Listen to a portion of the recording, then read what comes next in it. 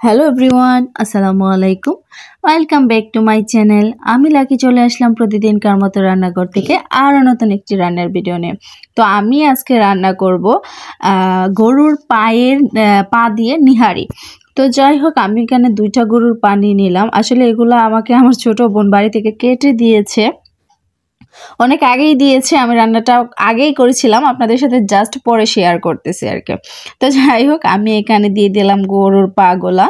তো তারপর দিয়ে দিলাম আদা বাটা, রসুন বাটা, তারপর দিয়ে দিলাম জিরা বাটা, তারপর দিয়ে দিলাম জয়ফল জয়ত্রী বাটা, তারপর দিয়ে দিলাম হলুদের গুঁড়া, ধনিয়ার গুঁড়া, মরিচের গুঁড়া, তারপর দিয়ে দিলাম লং, দারচিনি, এলাচ, তেজপাতা, তারপর দিয়ে দিলাম লবণ, তারপর দিয়ে দিলাম তেল। তো সবশেষে তেল দিয়ে আমি ভালোভাবে মাখিয়ে নিচ্ছি হাত দিয়ে।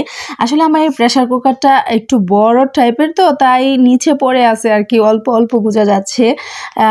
একটু বড় আর কি, 3 কেজি, প্রায় 4 কেজির মতো অনায়াসে ধরবে, 4-5 কেজির মতো অনায়াসে ধরবে আমার এই প্রেশার কুকারে, এরকম বড় আর কি। আমি একটু বড় দেখেই কিনেছি।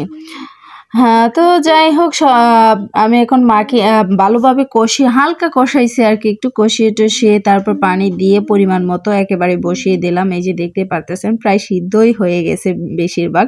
আমি একটু আবারও মাঝখানে খুলে নেড়ে ছেড়ে দেখে নিয়েছি আসলে লেগে যাচ্ছে কিনা, যেহেতু আমি প্রথমবারের মতো ইন্ডাকশন চুলায় রান্না করতেছি প্রেশার কুকার দিয়ে, তাই একটু ভয় কাজ করতেছিল আর কি, টেনশন কাজ করতেছিল নিচ থেকে আবার লেগে যাচ্ছে কিনা। তাই মাঝখানে আমি একটু খুলে দেখে নিয়েছি আর কি, নাড়িয়ে ছাড়িয়ে ভালোভাবে কষিয়ে তারপর আবার পানি দিয়ে দিলাম সিদ্ধর জন্য।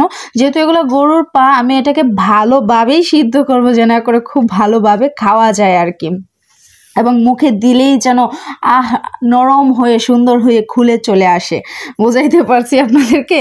তো যাই হোক, আমার প্রায় হয়ে গেছে। এখন আমি নামিয়ে নিয়েছি, এখন আমি বাগারটা দিয়ে দিব আর কি, নিহারির যে লাস্ট পর্যায়ে বাগারটা দিতে হয় সেটা।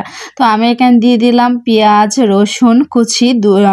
প্রথমে আমি শুকনো মরিচটাকে ভালোভাবে ভেজে নিয়েছি, তারপর পেঁয়াজ এবং রসুন কুচি দিয়ে এটাকে লালচে করে ভেজে নিব, ব্রাউন কালার, আসলে ব্রাউন কালার করে আর কি। তো আমার কালারটা হয়ে গেছে। এই দিক দিয়ে আমি এখন দিয়ে দিলাম পাতিলের মধ্যে। আমি প্রেশার কুকার থেকে অন্য একটা পাতিলে নিহারিটা নামিয়ে নিয়েছি আর কি। তো এখন আমি বাগারটা দিয়ে দিলাম। এই বাগারটা দেওয়ার পর জাস্ট অসাধারণ একটা গ্রান আসে, সেই লেভেলের। তো যাই হোক, খুব সুন্দর একটা গ্রান চলে এসেছে অলরেডি, এবং মানে খেতে যে কীরকম স্বাদ হয়েছিল আমি আপনাদেরকে বলে বোঝাতে পারবো না। আর খুব সুন্দর সফট এবং নরম হয়েছিল, সত্যিই অসাধারণ ছিল খেতে, বলার মতো। তো যাই হোক, সবাই ভালো থাকবেন, সুস্থ থাকবেন। আমার ডাবিং দিতে দিতে আবারও খেতে মন চাইতেছে।